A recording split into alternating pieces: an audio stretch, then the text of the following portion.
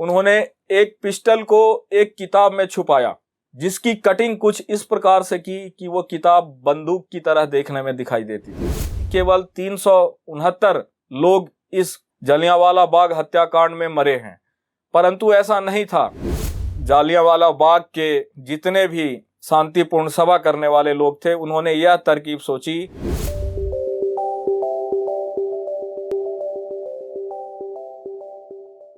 नमस्कार, 91.2 NIVH हलोदून में आप सभी श्रोताओं का स्वागत है। आज हम बात करेंगे इतिहास की एक ऐसी घटना के विषय में, जो घटना हमारे भारतवासियों के लिए एक बहुत ही प्रेरणादायी घटना है, जिसने यह समझाया भारतवासियों को कि आज़ादी ऐसे ही नहीं मिली। आज़ादी पाने के लिए न जाने कितनों ने अपने बलिदान दिए और न जाने कितने शहीदों ने देश के लिए अपनी कुर्बानी दी। तो चलिए जानते हैं जलियांवाला बाग हत्याकांड। अमृतसर में जलियांवाला बाग हत्याकांड 13 अप्रैल सन 1919 को हुआ। वहाँ पे शांति सभा करने बैठे लोगों के ऊपर जनरल डायर ने फायरिंग का हुक्म दिया और उसमें काफ़ी लोग शहीद हुए, और उन्हीं शहीदों की अंतिम इच्छा और उन शहीदों का बदला लेने के लिए उन्होंने जनरल डायर को गोली मारी, और वो शख्स थे सरदार उधम सिंह। आपको भली भांति प्रकार से विदित होगा कि 13 अप्रैल 1919 वो सर्कमस्टेंसेज ऐसे थे जहां पर 10 अप्रैल को अंग्रेजों ने एक रॉलेट एक्ट पास किया था। इस एक्ट के अंतर्गत अंग्रेजों ने यह नियम बनाया था कि जो भी भारतीय अंग्रेजों के विरुद्ध कोई कार्रवाई करेगा, उसे केवल शक के बिना पे अंग्रेजी सरकार उसको उठाकर कारागार या आजीवन कारावास के लिए उसे भेज सकती है।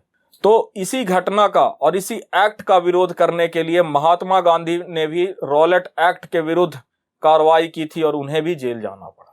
उनके साथ साथ आपको विदित होगा कि 13 अप्रैल को अक्सर पंजाब में बैसाखी का त्यौहार मनाया जाता है, जिस दिन गेहूं की फसलें कटकर उनके खलिहानों में आती है।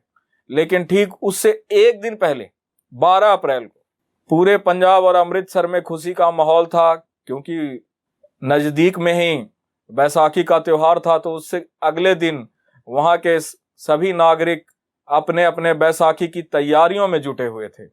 लेकिन जो जनरल रेजिनल्ड डायर था, उसने पहले से ही ये योजना बना ली कि मैं कल के दिन शांति सभा करने वाले जितने भी भारतीय सदस्य हैं, जिसमें अहमद कुचरी और डॉक्टर सतपाल जैसे लोग, जिनको अंग्रेजों ने रॉलेट एक्ट के तहत बंदी बनाया था, उनको छुड़ाने के लिए जलियांवाला बाग के जितने भी शांतिपूर्ण सभा करने वाले लोग थे, उन्होंने यह तरकीब सोची। अंग्रेजों ने जो रॉलेट एक्ट बनाया था, तो भारतीयों ने सोचा हम शांतिपूर्ण सभा करें, और इस सभा के दौरान हम 2 मुद्दों के लिए शांतिपूर्ण सभा करेंगे।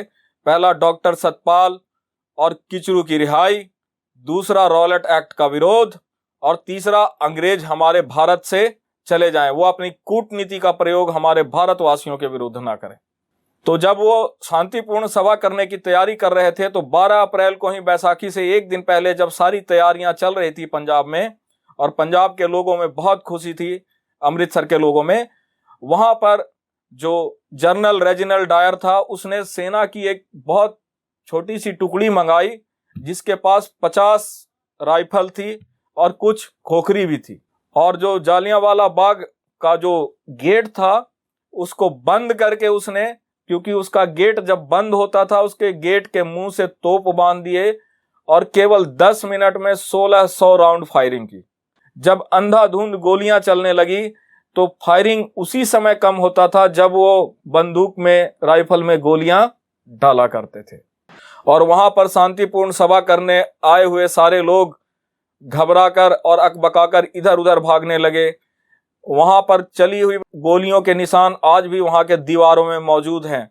यहाँ तक कि उसी बाग में एक कुआं था, कुछ लोग अपनी जान बचाने के लिए उस कुएं में कूद गए, लेकिन कूदने के बाद भी उनकी जान नहीं बची। जब घटना खत्म होने वाली थी तो उस कुएं में से 120 लाशें निकाली गई थी और वो कुआं उनके खून से लबालब भरा हुआ था। जब अंग्रेजी सरकार ने इसका पुष्टिकरण किया तो उन्होंने घोषित किया कि केवल 369 लोग इस जलियांवाला बाग हत्याकांड में मरे हैं, परंतु ऐसा नहीं था। जलियांवाला बाग हत्याकांड में टोटल 25,000 लोगों ने उस शांतिपूर्ण सभा में भाग लिया था और हजारों की संख्या में लोग वहां मरे थे। लेकिन अंग्रेज सरकार की वो दोहरी नीति का पुष्टिकरण, जिसने केवल 369 लोगों को मृत घोषित किया, जब उनका यह कार्यवाही आगे की ओर बढ़ा तो वहां पर जनरल माइकल ओडायर, ये एक ऐसा व्यक्ति था जो जनरल रेजिनल डायर की पूरी कार्रवाई जालियांवाला बाग हत्याकांड की, वो उसी की निगरानी में चल रहा था। तो उस माइकल ओडायर ने यह फैसला सुनाया कि यहाँ जनरल रेजिनल डायर निर्दोष है, क्योंकि अगर वो फायरिंग का आदेश नहीं देता तो वहां पर मौजूद 25,000 लोग जनरल डायर को मार देते। बाद में यह पूरी घटना की देखरेख और पूरी घटना की सुनवाई लाहौर के हंटर कमीशन के द्वारा हुआ। वहां भी जनरल डायर को बाइज्जत बरी कर दिया गया और साथ में उन्होंने जनरल डायर को प्रमोशन देकर यह खबर सुनाई कि आज के बाद जनरल रेजिनल डायर कभी भारत नहीं आएगा और वो वहीं रहकर अपना पूरा ब्रिटिश साम्राज्य को संभालेगा। इसके बाद इधर उधम सिंह इस घटना में बच गए। सरदार उधम सिंह बचे, लेकिन उनकी आंखों में खून उतरा हुआ था। जालियांवाला बाग हत्याकांड में जितने लोग भी मरे थे, उनके सिर पर केवल एक ही भूत सवार था कि मैं उन सभी मृत लोगों और अपने देशवासियों के रक्त का एक एक बदला उस व्यक्ति से लूंगा जिसने हमारे सभी देशवासियों को एक नृशंस मौत दी है।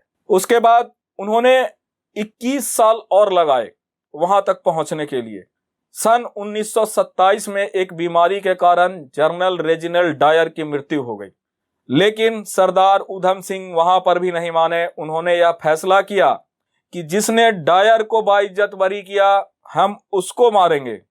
तब जा करके हमारे जालियांवाला बाग हत्याकांड में जितने निर्दोष लोग मरे हैं, उनकी मृत्यु का बदला हम अंग्रेज सरकार से ले सकेंगे। और 21 साल की कड़ी मेहनत के बाद सरदार उधम सिंह ने एक बढ़ाई का काम किया और उसी से कुछ पैसे कलेक्ट करके वो फर्स्ट टाइम अमेरिका गए और अमेरिका से लंदन गए। और सन 1940 में जब एक अंग्रेजों का अधिवेशन हो रहा था, तो उस अधिवेशन में जनरल माइकल ओडायर आया और वो वहां स्पीच दे रहा था।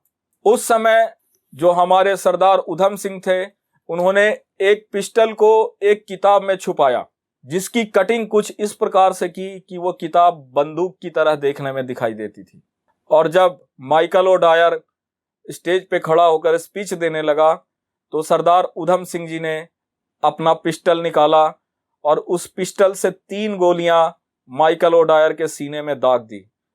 और वो वहां से भागे नहीं। उन्होंने ये कहा कि आज 21 साल बाद मेरे देश के सभी भारतवासियों के मृत्यु का बदला मैंने अंग्रेजों से ले लिया। और उसके कुछ दिन बाद सरदार उधम सिंह जी भी देश की रक्षा करते हुए और देश के लिए अपने प्राणों का बलिदान देते हुए, क्योंकि उस घटना के बाद उनको फांसी की सजा सुना दी गई और इस फांसी की सजा में उन्होंने इस दुनिया को अलविदा कह दिया।